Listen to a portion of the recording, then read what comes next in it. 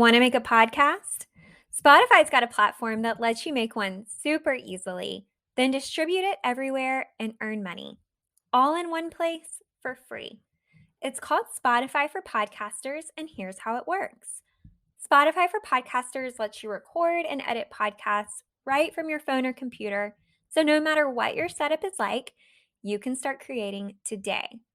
Then you can distribute your podcast to Spotify and everywhere else podcasts are heard. Video podcasts are also available on Spotify. With Spotify for Podcasters, you can earn money in a variety of ways, including ads and podcast subscriptions. And best of all, it's totally free with no catch. Ever since we discovered Spotify for Podcasters, we have had so much fun trying out all of the features like Q&As and polls that let us be really creative and engage with our audience. I highly recommend you give it a try. Download the Spotify for Podcasters app or go to www.spotify.com/podcasters to get started. The coronation is finally upon us after months and months of talking about it, listeners. Let's get ready to live history together on Saturday. But before we do, we've got a lot of birthdays and anniversaries to talk about. Meghan signs with a powerhouse talent agency, but decidedly does not co-sign for a kiss at a Lakers game. And we have a Royals Around the World wedding for you, all on episode 93 of Podcast Royal.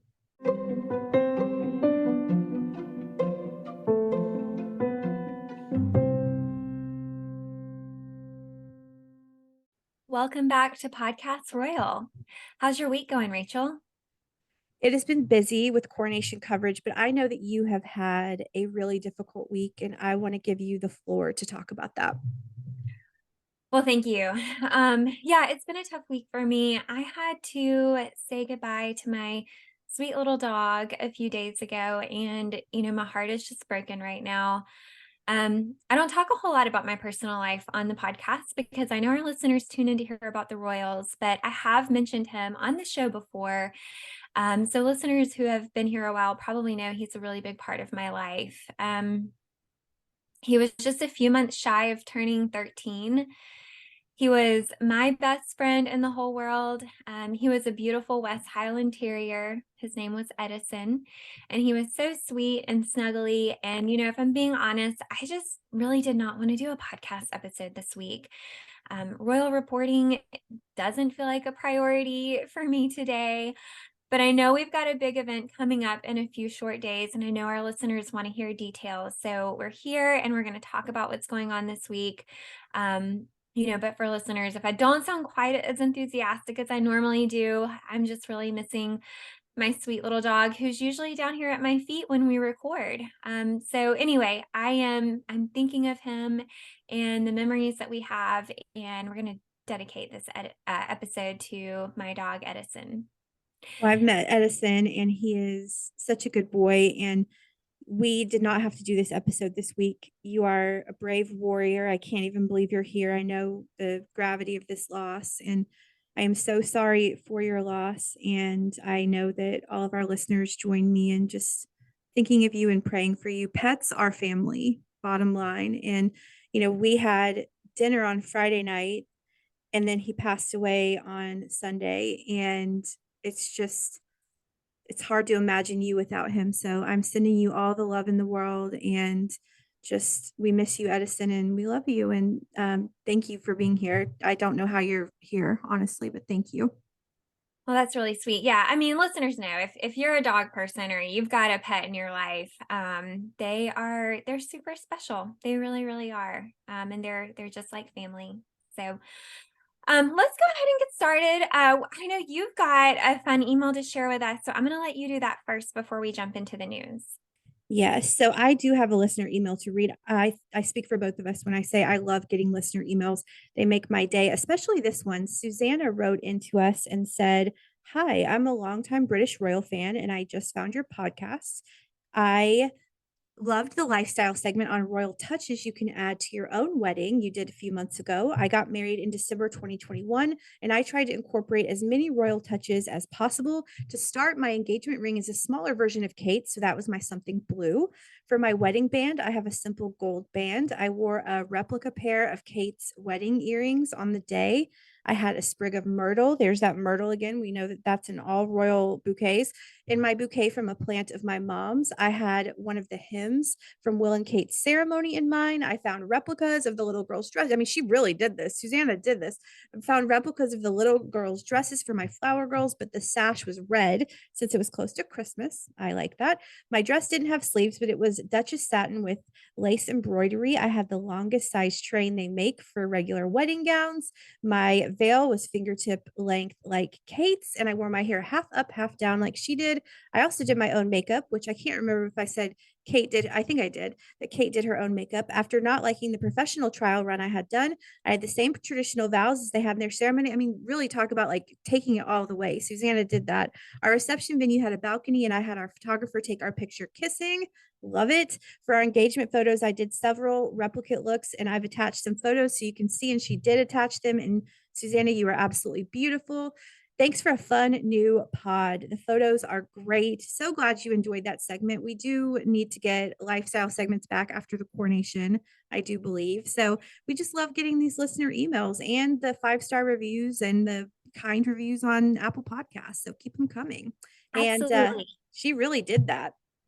She did. And I looked at her photos too, and they were so beautiful. Thank you so much for sharing those with us. And I really loved, listeners, when she shared one of her photos was an engagement photo, and she did the side by side shot, the one where Catherine's got her hand up on, I think it's up on William's chest, and you can see the Mm-hmm. engagement ring, and they did the same pose, and it was so beautiful. I loved it. Your wedding was gorgeous, and it means so much that you would share that with us. And I'm really, honestly, really excited and happy that someone took some inspiration from the royals and really incorporated that into a real life event. I think that is so cool. Mm-hmm.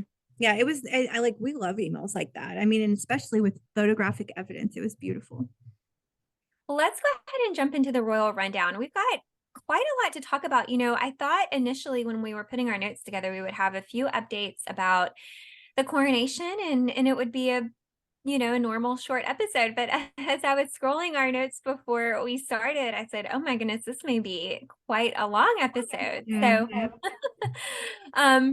so let's go ahead and start off talking about some royal birthdays. We've had a lot of royal birthdays lately. So first up, I do want to say the Prince and Princess of Wales shared a really lovely photo of the late Queen Elizabeth with several of her grandchildren and great grandchildren in honor of her birthday on April 21st. If you hadn't seen that yet, it's on their Instagram account. And in the photo, she's sitting on the sofa, and they're sort of all gathered around, and we can see Prince William's children, Lady Louise, and James, Earl of Wessex. You mean Prince Like Edward? that. What did I say? Prince William. I'm sorry, Prince Edward. Yes. We didn't know that he also has two more kids named Louise and James. No, it's Edward's kids. Yeah. I always mix their names if I Uh-huh. anyway.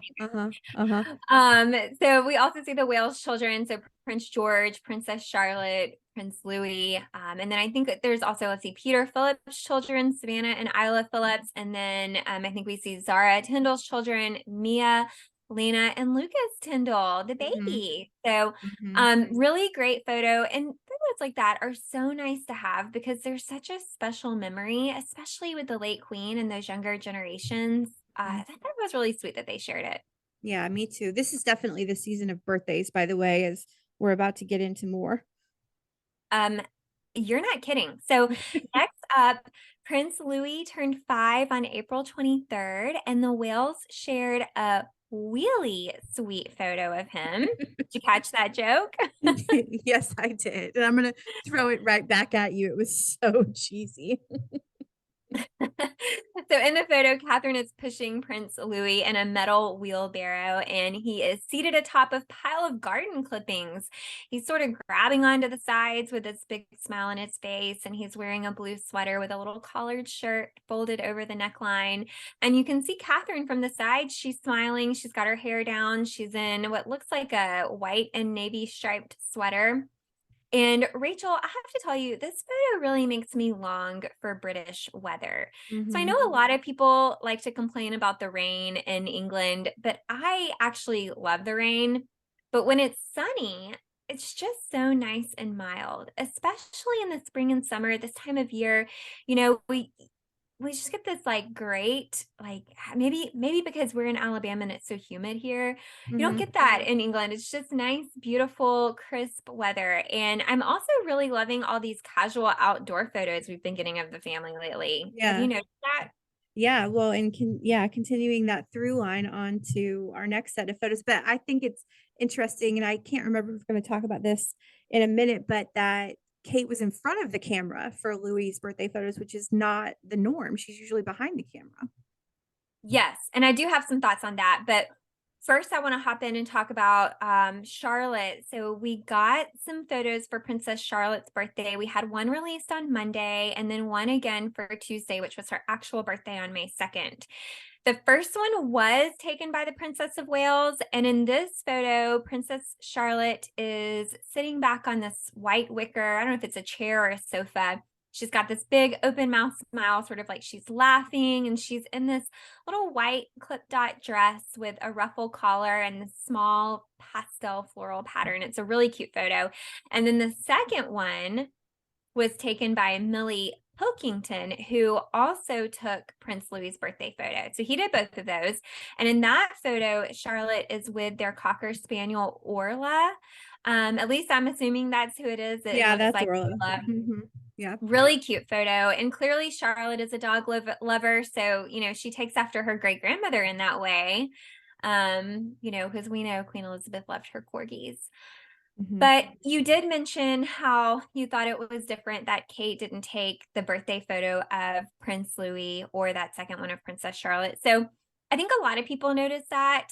And one thing that stuck out to me was the photographer who took the one of Charlotte, since she was also the one that took the photo of Louis, to me, I'm thinking they must have scheduled some sort of like private family shoot and they've Mm-hmm. decided to use some of those to share out during the kids' birthdays, like they've done for Christmas photos and other holidays in the past. So I'm wondering if we'll see one of Prince George from this same photo shoot on his birthday. I bet you're right. I bet we will. I mean, it obviously was from the same day, and so I bet that we will see photos of George and maybe photos of the family for maybe the Christmas card. I don't know, but yes, you can tell that it was all shot on the same day. Yeah, definitely look out for that, listeners. And then I've also got another late ad. I don't know if you've seen this, Rachel, but Princess Eugenie posted on Instagram today and she wished her husband, Jack Brooksbank, a happy birthday.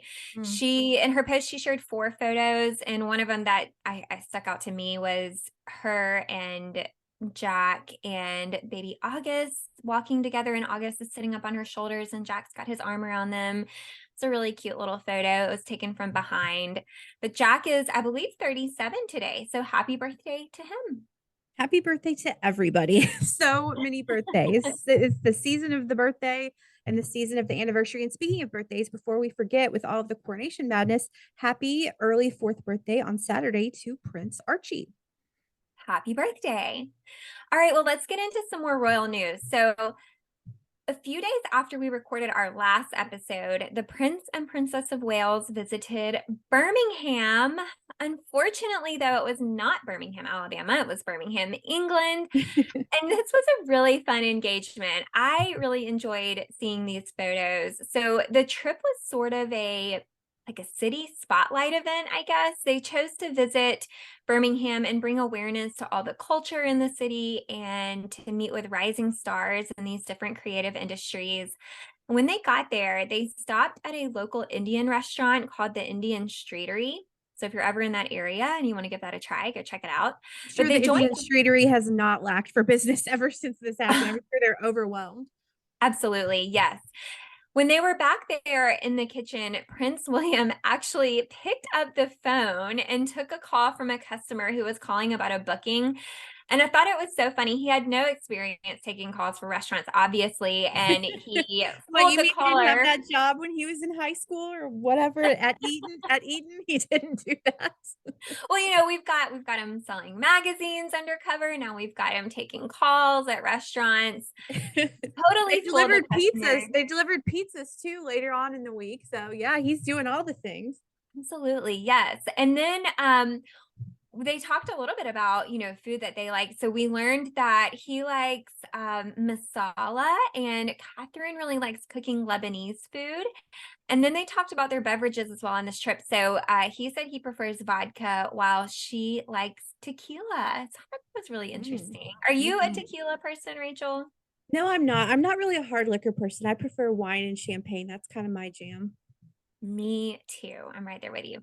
Mhm. So they finished up this trip, like I said, spotlighting creative professionals in fields like jewelry and filmmaking. And overall, I thought this was a really lighthearted trip. I thought it was really enjoyable for them and the people they interacted with, and even those of us watching from afar. So I think we need more content like this. Mhm. I really loved it.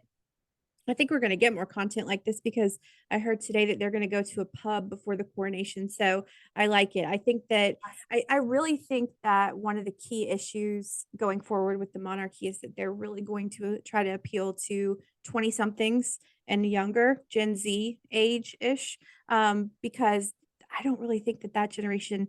Now, of course, there's exceptions to every rule. I don't think that generation cares about the monarchy, and that's a problem. That's a serious problem. So Well, think we're going to see more fun stuff like this, and they're the future. And so I think it's right? smart of them to focus on that generation.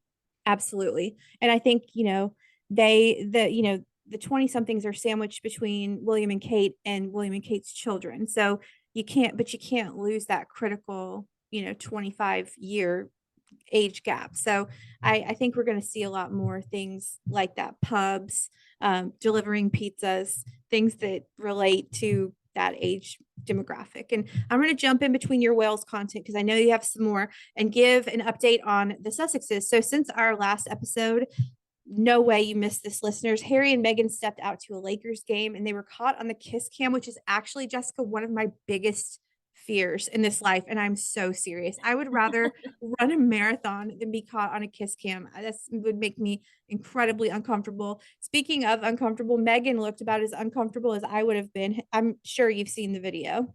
Yes. Well, they're calling it the swerve heard around the world. Actually, I just made that up. But what do you think? Why did she not just kiss her husband? Like just give him a little peck or something. Well, I think it's funny that you say that about the kiss cam because we feel quite opposite. I love the kiss cam. I No, think it is so no. entertaining to watch, and I've always thought it would be so much fun to be caught on a kiss cam at a game like that. It's one of my favorite parts of going to sporting I events. don't mind watching other people, but I would actually die if I was ever like I don't know. Maybe I've said on this show before I'm not a prude and I don't think I am, but maybe I'm just more modest than I think I am. I don't know. Me so. Well, to answer your question, yes, I have seen the video of Harry and Meghan, and it was definitely uncomfortable for sure. So my best guess on this was she was a little bit nervous, and I think maybe she thought the camera would linger longer and she would have time to, maybe like giggle a little bit and then lean in for a kiss, but maybe it just cut short and went to something else and they never got a chance to really lean in and do it. So that's what it looked like to me. I mean, Harry was definitely game, but I just don't think Megan thought it was going to skip back off of them that quickly. Harry's face after she swerves him is incredible. It is like watch the video again for his reaction. It's fantastic. And since we last recorded, big news broke on two other fronts about Meghan. So let's start here. We first saw a video of her as she introduced longtime photographer and friend Misan Harriman for a TED Talk he was doing. And big Meghan news, she is signed with powerhouse talent agency William Morris Endeavor, or shortened to WME, who will represent her and Archewell going forward.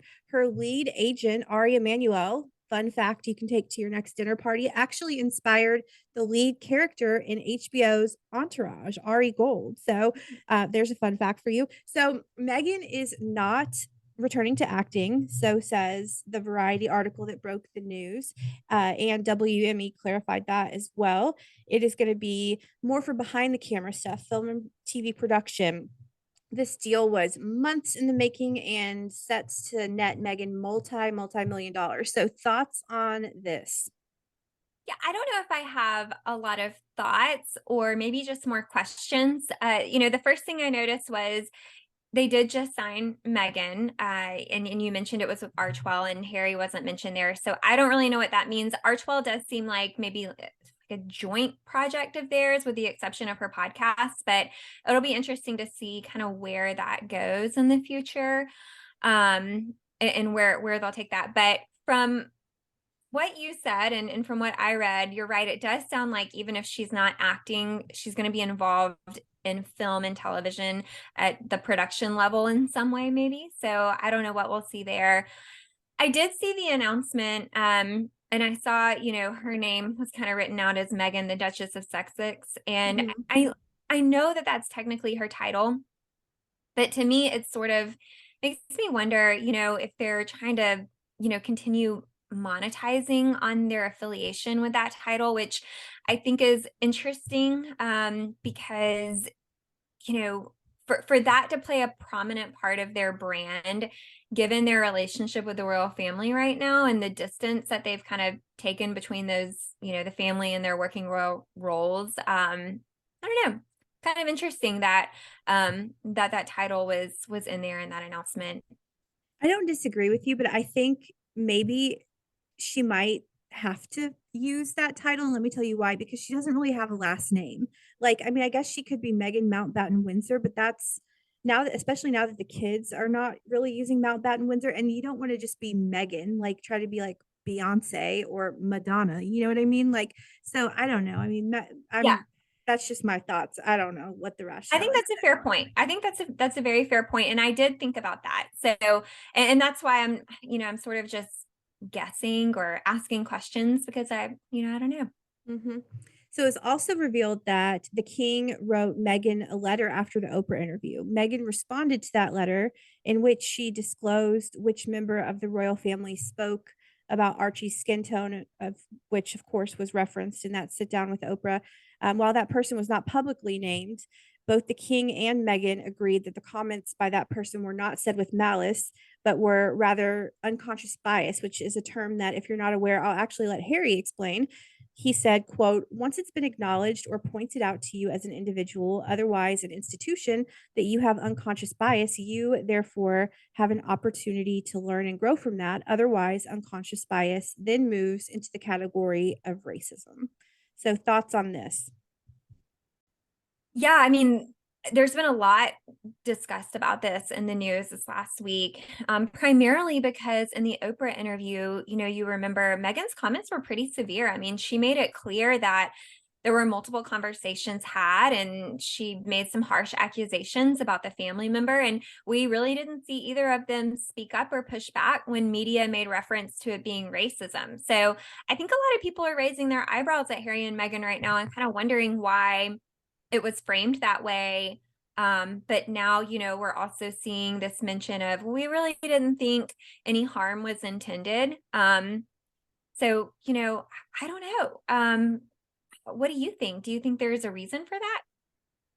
I don't know. And, I just wonder how this, first of all, that correspondence would have been 2 years ago if it was after the Oprah interview. And I just wonder why it's coming out now and who Mhm. leaked it.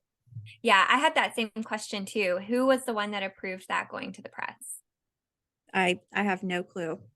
Who knows at this point? It's Well, just I find it weird just in the lead up to the coronation that it's coming out now. I totally agree.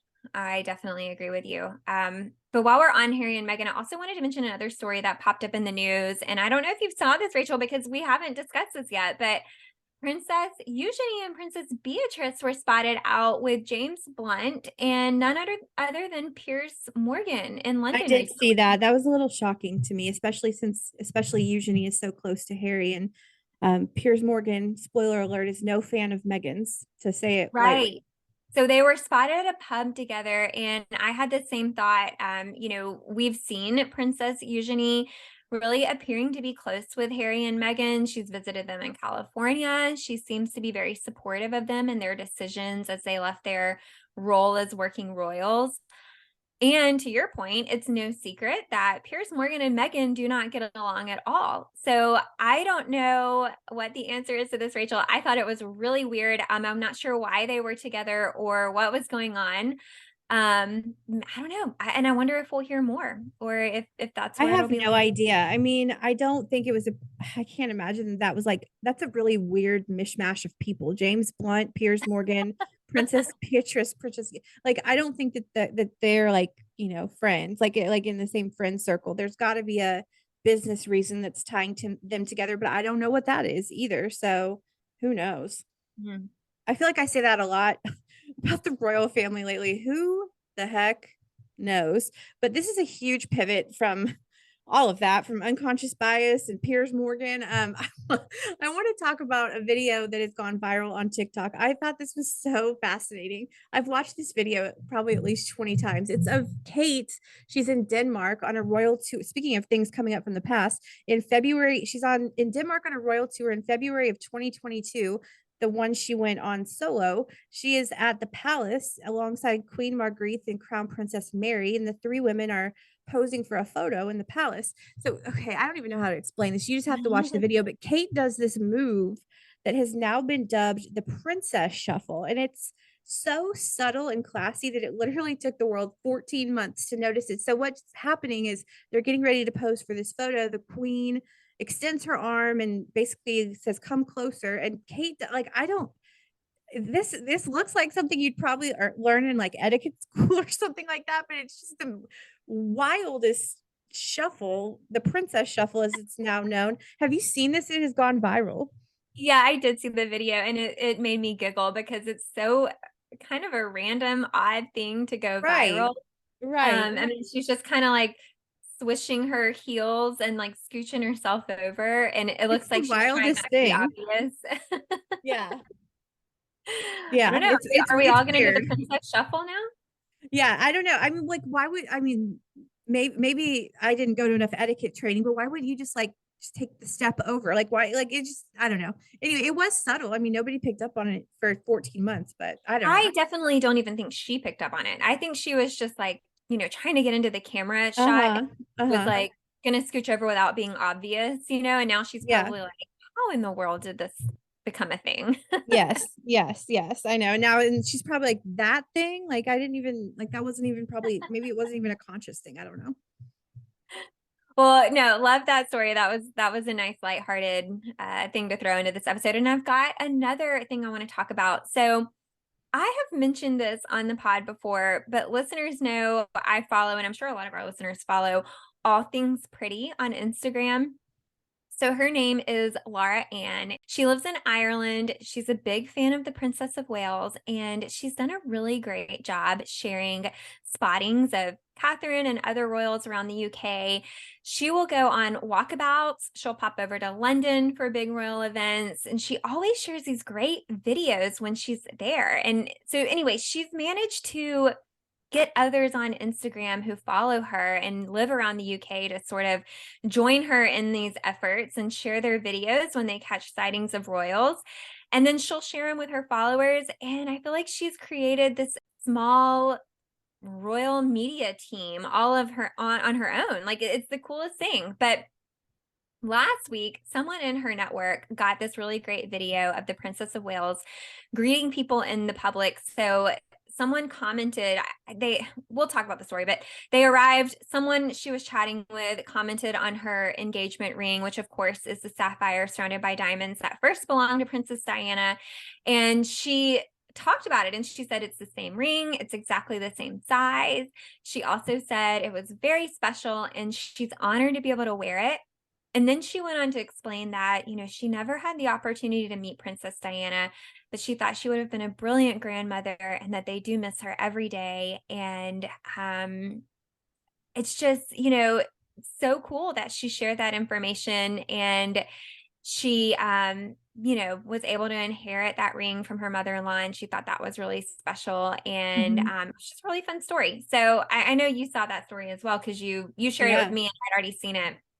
Yeah, actually, I wrote a story about that that's doing really well. It obviously really resonated with people, and Kate so rarely speaks about Diana. I mean, it's got to be very personal and very difficult for her to talk about the mother-in-law she never knew, but I loved hearing that. I mean, that's like so meant to be, right? That they didn't even have to resize it. I mean, that's just such a that's like a scene from a movie. And so, yeah, I thought that was awesome. And cheers to whoever got that video because it's just a priceless moment. Well, while we're on the story, so we did have another fun activity and foodie adventure on this outing. The Waleses started the day with the Central Beacons Mountain Rescue Team they're actually in Wales, which is a fully volunteer-run team to stay on call and help with rescue missions in the national park. And they got to participate in this training. They did medical support, they did search dog rescue training, and then they got to meet with the volunteers where, like you mentioned earlier, they brought pizza from Little Dragon Pizza food truck.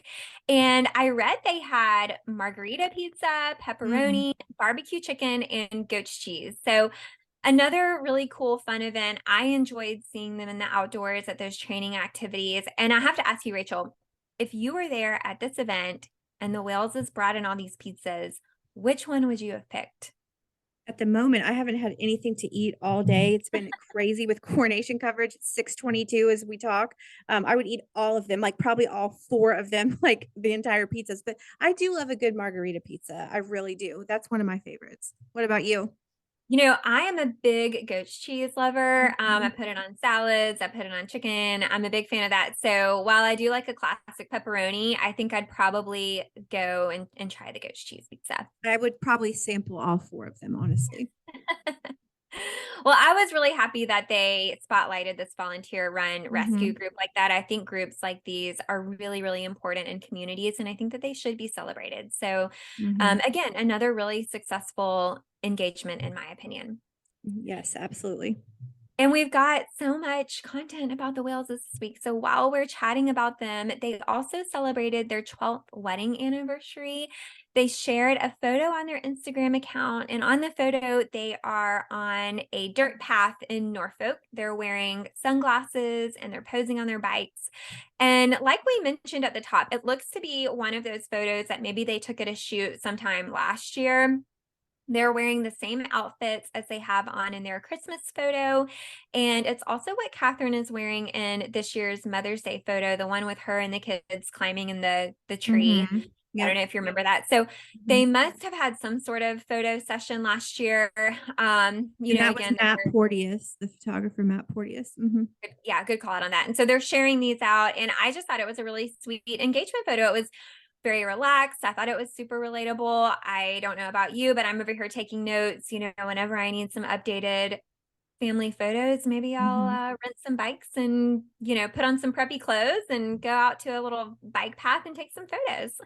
That would require one member of my family to have a bicycle, which none of us do. So we'd have to rent the bicycles as well. But Yes. I used to love bicycling as a kid. Like that was my number one like thing I would do after school. And then like I haven't touched a bike in, I don't know, probably 20, 25 years. So We fun fact do. about me. We've ridden them at the beach a few times, and that's always really fun. Yeah. Well, unbelievably, after talking about the coronation for what seems like forever, the big day is on Saturday. And I'm going to do a shameless plug for Marie Claire's coronation coverage. I'm really proud of the rollout we're doing and the work we're doing there. So please, please, please, please visit www.marieclaire.com/celebrity/royals and enjoy our full scale coverage. I think we have, in addition to our regular everyday coverage, we also have, I think, 30 bonus articles coming out about the coronation. And, it's most certainly all the coverage has already begun. It will continue through Monday. So Jessica's already broken down in previous episodes so much about the history and pageantry of the coronation in earlier episodes. Honestly, we could do 15 episodes on all of the traditions, spanning back 1,000 years. But I want to give some quick updates since we last had an episode. So, the most secret and sacred part of the coronation ceremony, which is the king's anointing, will be held behind a screen inspired by the 56 countries of the Commonwealth. Now, at its core, and I think it's worth mentioning here, the coronation is a deeply sacred and religious ceremony. And this moment is the most sacred moment of the whole event. It's so secret, so sacred, excuse me, that it is hidden from the public. The Queen Elizabeth did the same thing at her coronation. During the anointing, the Archbishop of Canterbury will pour holy oil from the ampulla onto the coronation spoon. He will then anoint the king by placing the oil onto his hands, chest, and head.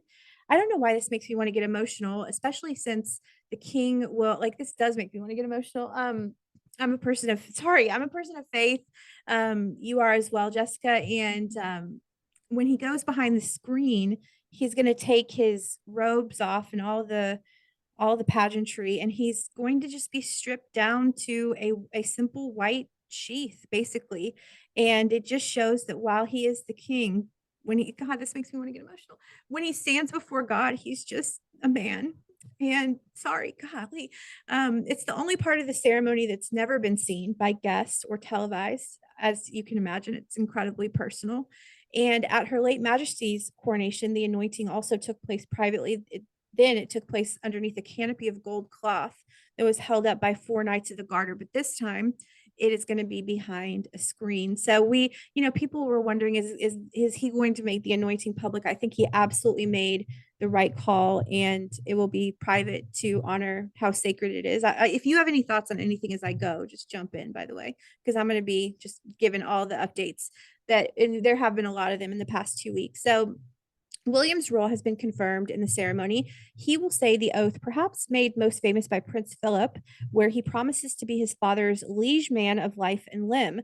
This is called the homage of royal blood, and William will take the vow and say, I, William, Prince of Wales, pledge my loyalty to you, and faith and truth I will bear unto you as your liege man of life and limb, so help me God. So Philip, of course, took this vow for his wife. William will take it for his father.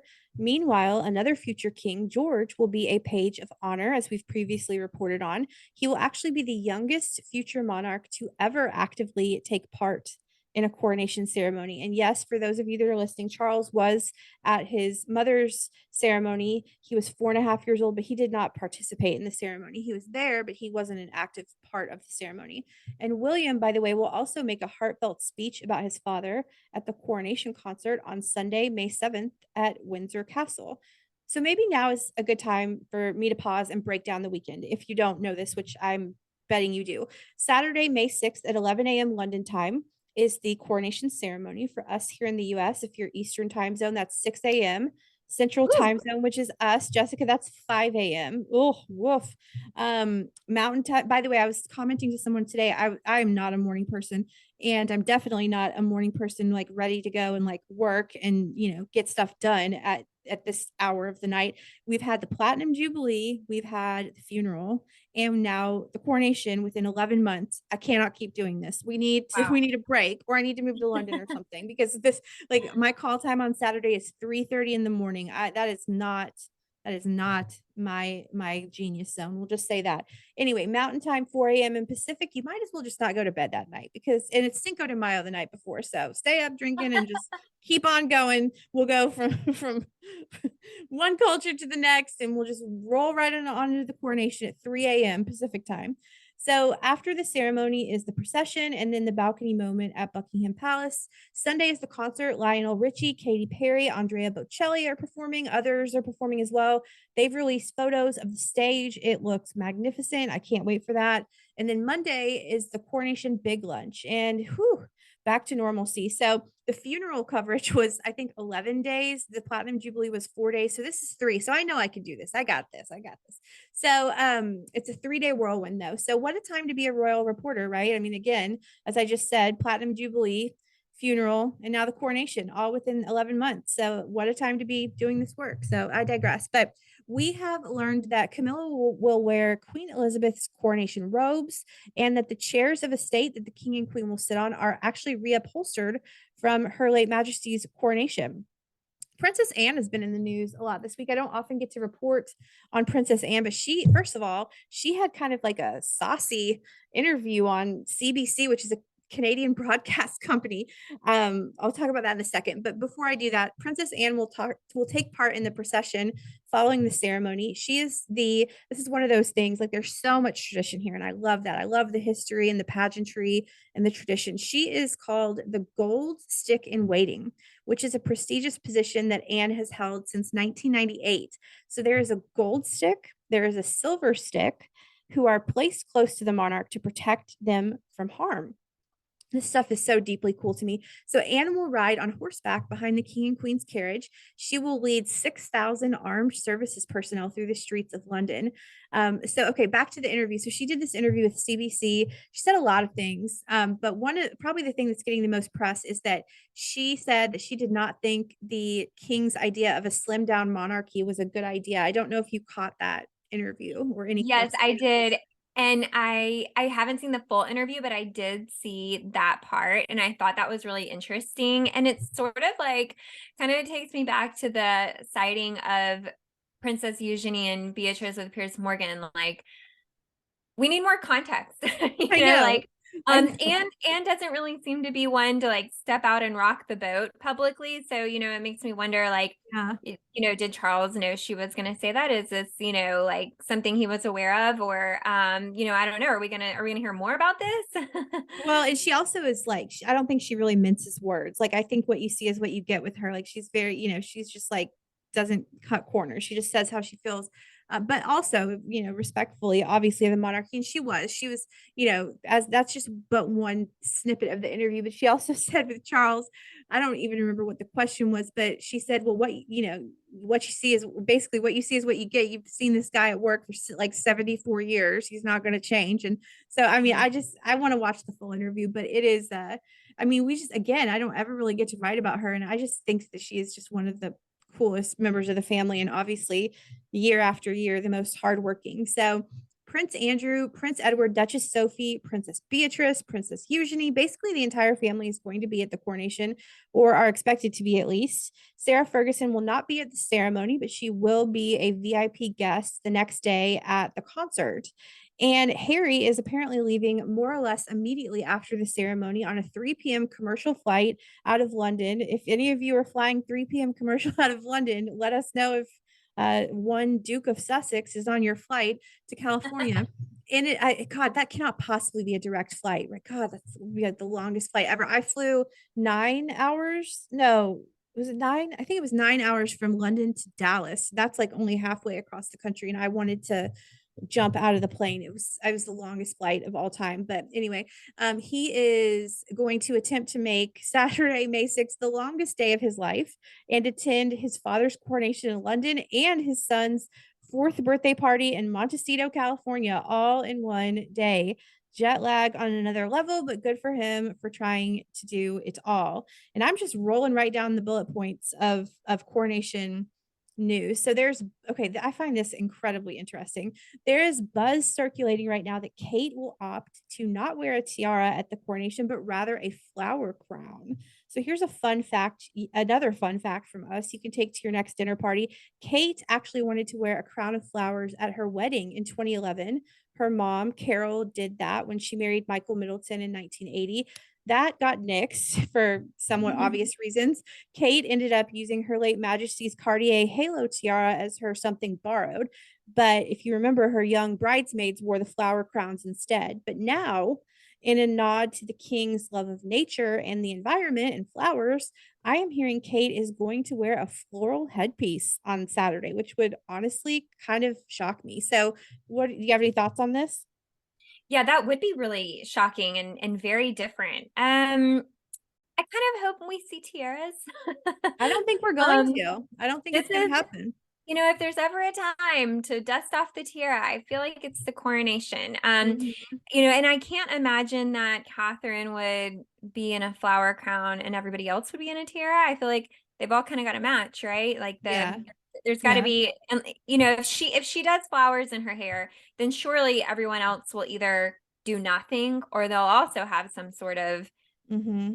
Or just Brig. do like Dinner. a fascinator or something like that. I mean, yeah, Maybe. I think it was Hugo Vickers that said that, this is the coronation is the biggest state occasion of a monarch's reign. And so why would you be less formal than at a state dinner, for example, Yeah, I mean, hosting insert country here. So I I don't know. really want to see ball gowns and pretty tiaras and crowns at this event. I think that would be so fun, and I really hope that's what they end up doing. I mean, a flower crown will be interesting, and Mhm. it'll be fun to see. But I'm really hoping for all the pomp and circumstance. I hear you. Well, last update from me on this front. Rehearsals are happening. We saw that happening this morning, Wednesday morning, as we're recording this on Wednesday tonight. The King and Queen hosted a garden party with Lionel Richie in attendance. There are so many moving parts. We could go on forever about this. We're just trying to hit the high points. But the bottom line is, I mean, I don't have to tell you listeners to do this. Tune into the coronation. We don't have to twist your arm. Be a part of living history. I think it's going to be fantastic. So I'm really excited. What time are you waking up on Saturday? Well, if it starts at 5 a.m., probably 4:59 because it's Saturday. That would be me, but I've got to get some coffee in me. I've got to get my brain going because it's going to You've move quickly. you've got to get that coronation quiche in the oven too. Oh shoot. That's the last thing on my mind. As I just said, I haven't even eaten. It's now 6:37 and I have not eaten anything all day. It's been I I have excuse me, I have to say that while it's been an honor to be a part of living history and reporting on living history, I am ready for this coronation to be over. And but I don't want to wish it away either. So let me not be a hater. But as we close the episode, let's move into a brief royals around the world. So I love a good royal wedding from around the world. This time it was Princess Alexandra of Luxembourg. She married fiance Nicholas Bagori in a civil ceremony, and then the next week in a religious ceremony since we last recorded. So the civil ceremony was April 22nd and the religious ceremony was April 29th. The civil ceremony was at the town hall of Luxembourg City. The religious ceremony was in France. So congratulations to the happy couple. And quick ad, random royals around the world aside, I love to see Monaco's Charlotte Khosrahi at the Met on Monday night.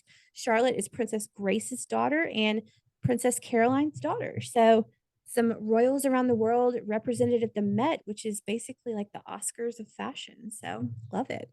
Yeah, the Met is always fun to watch. They have It really is. usually have really interesting outfits there that are fun to see. They did this year as well. Yeah.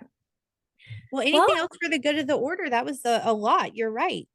yeah, I think we covered everything. Of course, we'll be back to share more after the coronation. Mhm. Listeners, send us anything that you see during the coronation you want us to chat about, or anything that stuck out to you, or if you actually are in London, tell us about your experience. That would Yeah. be really exciting as well. I hope everyone does enjoy it this weekend. It's a rare occasion and a fun time to celebrate. Absolutely. Well, everyone enjoy the coronation and let's live some history. Don't forget to follow us on Instagram at Podcast Royal. Email us at hellopodcastroyal@gmail.com. And please follow, rate, and review our show. Thank you so much for tuning into episode 93 of Podcast Royal. Bye. Bye.